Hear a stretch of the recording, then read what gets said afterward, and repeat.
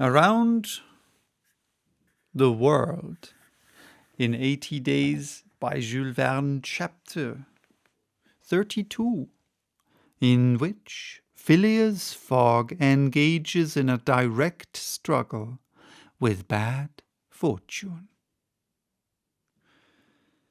The China, in leaving, seemed to have carried off Phileas Fogg's last hope. None of the other steamers were able to serve his projects. The Pereire of the French Transatlantic Company, whose admirable steamers are equal to any in speed and comfort, did not leave until the 14th. The Hamburg boats did not go directly to Liverpool or London, but to Havre, and the additional trip from Havre to Southampton would render Phileas Fogg's last efforts of no avail. The Inman steamer did not depart till the next day and could not cross the Atlantic in time to save the wager. Mr. Fogg learned all this in consulting his Bradshaw, which gave him the daily movements of the transatlantic steamers. Passepartout was crushed. It overwhelmed him to lose the boat by 3/4 of an hour. It was his fault, for instead of helping his master, he had not ceased putting obstacles in his path. And when he recalled all the incidents of the tour, when he counted up the sums expended in pure loss and on his own account, when he thought that the immense stake added to the heavy charges of this useless journey would completely ruin Mr. Fogg, he overwhelmed himself with bitter self-accusations. Mr. Fogg, however, did not reproach him, and on leaving the Cunard pier only said, "We will consult about what is best tomorrow. Come." The party crossed the Hudson in the Jersey City ferryboat and drove in a carriage to the St. Nicholas Hotel on Broadway. Rooms were engaged, and the night passed briefly to Phileas Fogg, who slept profoundly, but very long, to Aouda and the others, whose agitation did not permit them to rest. The next day was the 12th of December. From 7 in the morning of the 12th to 9:15 in the evening of the 21st, there were 9 days, 13 hours, and 45 minutes. If Phileas Fogg had left in the China, one of the fastest steamers on the Atlantic, he would have reached Liverpool and then London within the period agreed upon. Mr. Fogg left the hotel alone after giving Passepartout instructions to await his return and inform Aouda to be ready at an instant's notice. He proceeded to the banks of the Hudson and looked about among the vessels moored or anchored in the river for any that were about to depart.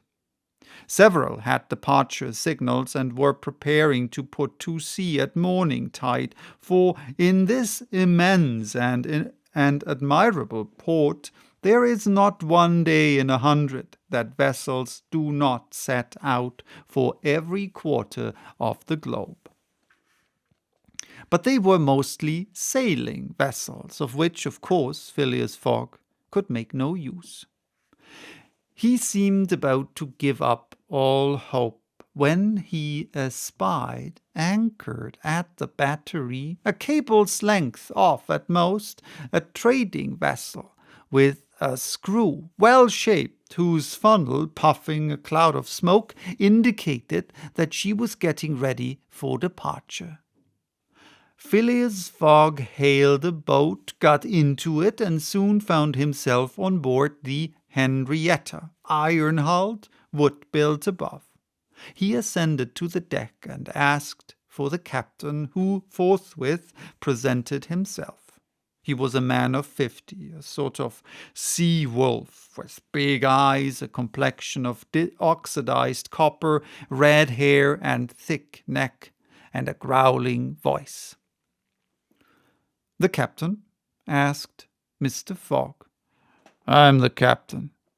"I am Phileas Fogg of London."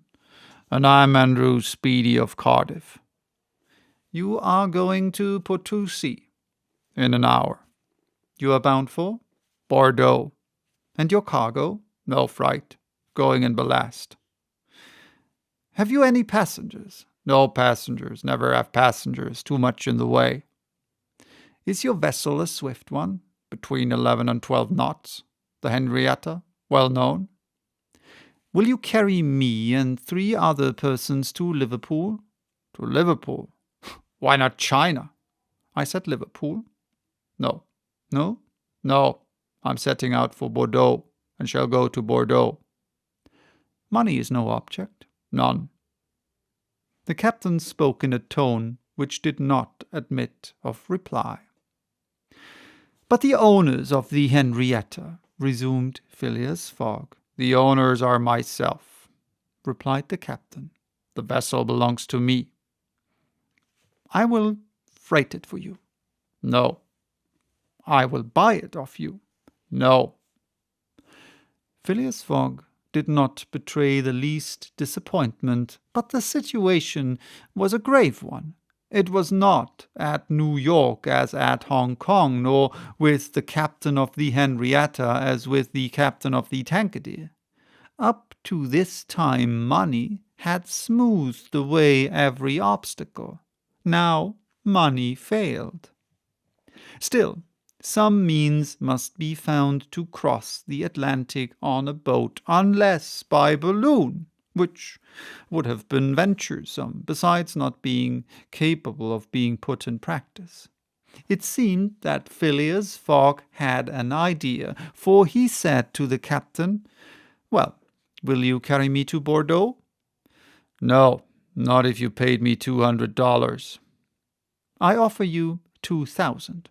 "A piece?" "A piece." "And there are 4 of you?" "4." Captain Speedy began to scratch his head. There were $8,000 to gain, without changing his route, for which it was well worth conquering the repugnance he had for all kinds of passengers. Besides, passengers at $2,000 are no longer passengers but valuable merchandise. "I start at 9 o'clock. said Captain Speedy simply. "Are you and your party ready?" "We will be on board at 9 o'clock, replied no less simply Mr. Fogg. It was 8:30. To disembark from the Henrietta, jump into a hack, hurry to the St. Nicholas, and return with Aouda, Passepartout, and even the inseparable Fix was the work of a brief time, and was performed by Mr. Fogg with the coolness which never abandoned him. They were on board when the Henrietta made ready to weigh anchor. When Passepartout heard what this last voyage was going to cost, he uttered a prolonged "oh," which extended throughout his vocal gamut. As for Fix, he said to himself that the Bank of England would certainly not come out of this affair well indemnified. When they reached England, even if Mr. Fogg did not throw some handfuls of bank bills into the sea, more than £7,000 would have been spent. So that was chapter 32. Bye-bye. Till next time with chapter 33, in which Phileas Fogg shows himself equal to the occasion.